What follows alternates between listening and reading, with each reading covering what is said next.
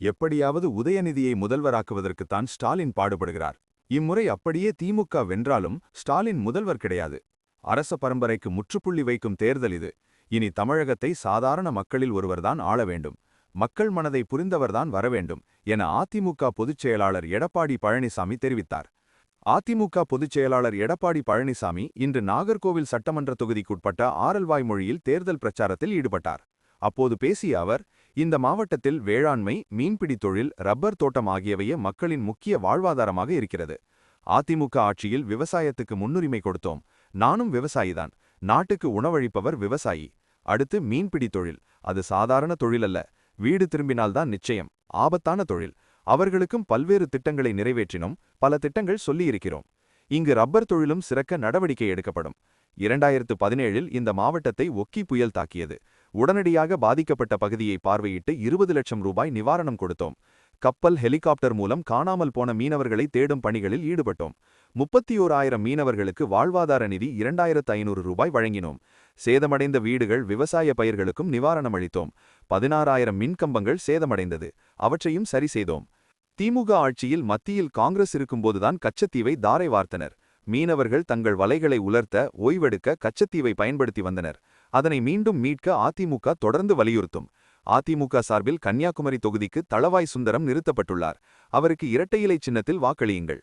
கிள்ளியூர் தொகுதியின் தமாக வேட்பாளர் doctor Nivin Simon, Nagercoil, Colachel, Padmanabhapuram, Vilavancode ஆகிய தொகுதியில் போட்டியிடும் பாஜகவினருக்கு தாமரை சின்னத்திலும் வாக்களியுங்கள்.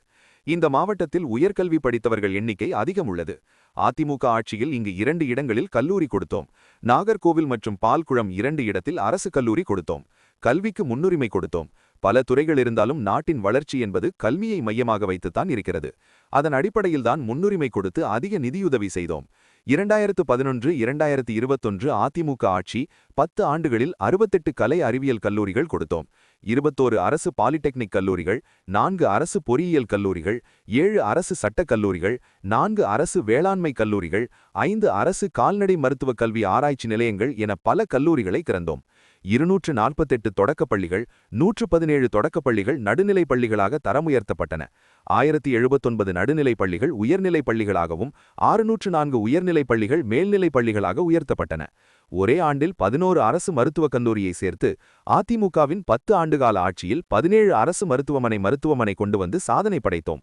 ஒரு அரசு மருத்துவக் கல்லூரி கொண்டுவரக்கூட திராணியற்றது திமுக அரசு.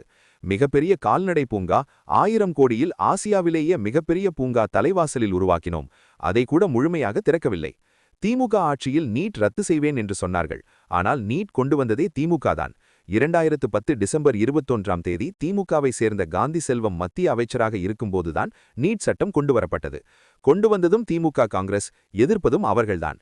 இரட்டை வேடம் போடுகிறார்கள். நீட் ரகசியம் இருக்கிறது என்றார் உதயநிதி. நீட்டுக்கு விதிவிலக்கு பெற முடியாது என்று சட்டமன்றத்தில் ரகசியத்தை சொல்லிவிட்டார் ஸ்டாலின். மக்களை ஏமாற்றி திமுக அந்தர்பல்ட்டி அடித்துவிட்டது. இதைத்தான் நாங்களும் சொன்னோம். வருகின்ற தேர்தல் மிக முக்கியமான தேர்தல். மக்கள் விரோத ஆட்சி அகற்றப்பட வேண்டும். மக்களை காப்போம், தமிழகத்தை மீட்போம். ஸ்டாலின் மாடல் ஃபெயிலியர் மாடல் அரசு. பை பை ஸ்டாலின் என்று முடித்தார்.